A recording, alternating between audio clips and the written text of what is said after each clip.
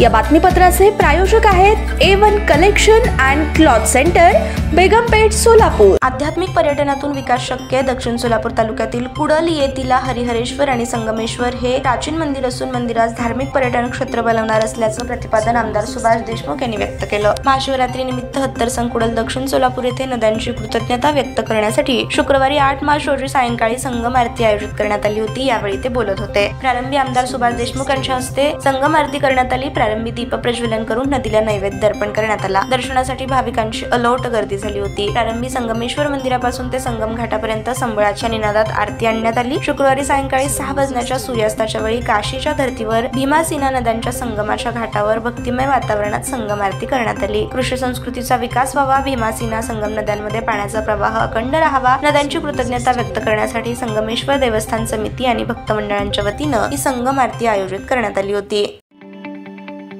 ताज्या बातम्या पाहण्यासाठी प्राईम महाराष्ट्र न्यूज चॅनलला सबस्क्राईब करा।